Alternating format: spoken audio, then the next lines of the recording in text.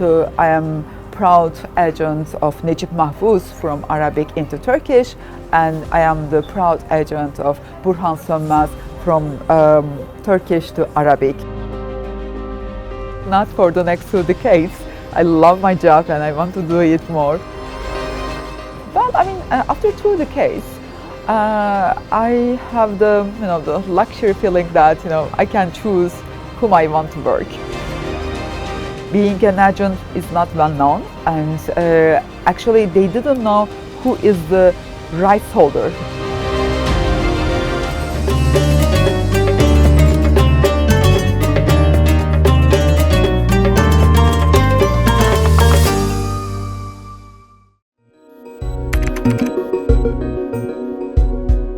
Well, publishing is changing all the time, from all the history, and there are some different people, different jobs come in, and the shape is changing, and digitalism is getting bigger in publishing. There is good side and the bad side of it, and I'm trying to get usually the good sides to help our literature travel more different countries, faraway countries, and learn about different cultures. So we have to learn how to handle this artificial intelligence in a good way. Well, that's a wonderful question. I hope not for the next 2 decades. I love my job and I want to do it more. And this is this is my first time in Saudi Arabia, and I came here as a literary agent. I don't know if it would happen if I had a different profession. Well, agenting is important thing because we are like a cultural attaches for the languages, for the countries, to travel different countries and promote our literature. And I am lucky to work as an agent for both directions. So I am proud agent of Nejib Mahfouz from Arabic into Turkish, and I am the proud agent of Burhan Sönmez from Turkish to Arabic. The same like Ahmet Ümit, the huge success policier writer from Turkish and published in Arabic quite widely. So I don't think that in the next 2 decades agenting will change so much because the publishers and the writers, they need us, but maybe we should learn how to use the artificial intelligence to support our work more. Well, this is true. Every country has their own type of publishing model, and their book fairs are different, their literary festivals are different, and I want to see as much as I can when I go there, and to telling the stories from my own language should match what they are looking for or what they like to read. So I have to know them and pitch them the perfect title for their catalogs.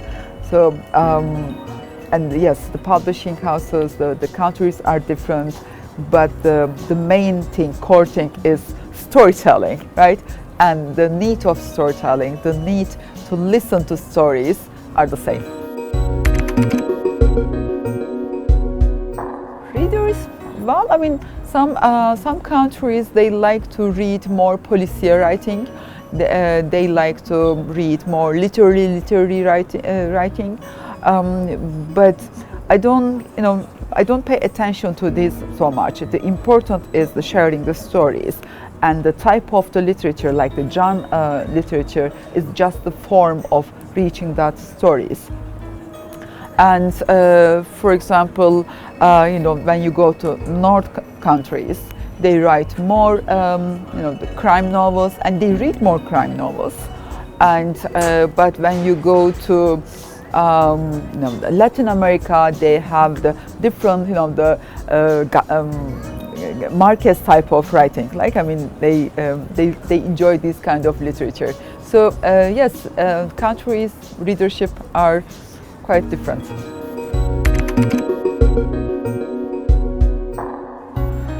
I think they encourage them because they like to have the audiobooks, they have the Wattpad, so these are the new media for them to reach the readers. So I think it's encouraging them. But I have to confess that some writers prefer to write for the the Netflix and all these TV companies. But this is a very small percentage of that.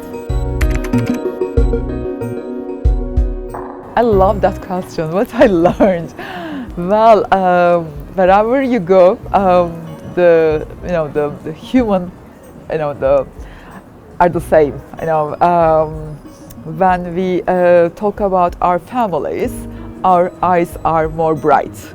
If we talk about what we like, personal stories always go to the other person's heart. So this is what I learned.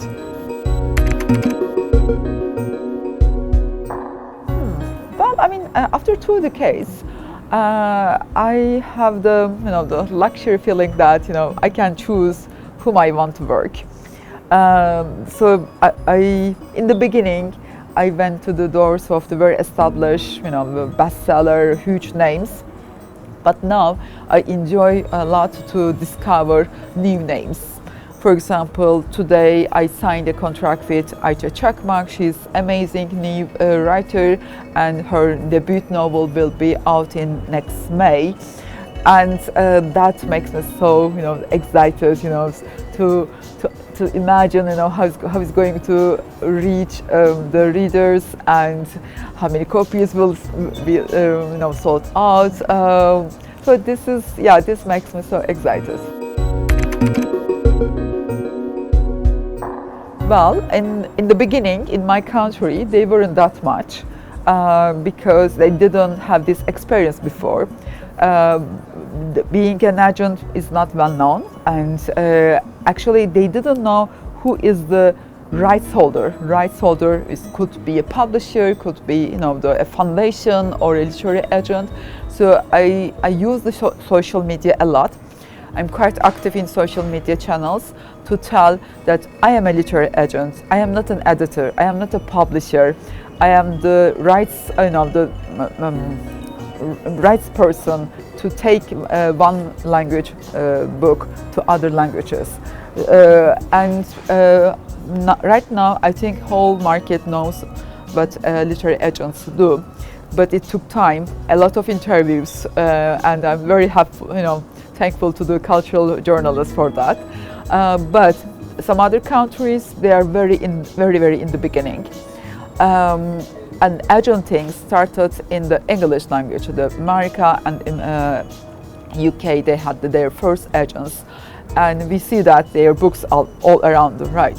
So we have to learn how to do it and to compete them better, right?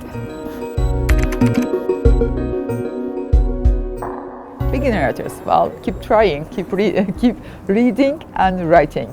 I mean, there are some writers, they approach me and they say, "Oh, I don't like the Turkish literature, living Turkish writers so much. I always read these language writers. I don't like this." I mean, every writer should be aware of what's happening contemporary in his language or her language. So I always tell them, read more than what you write.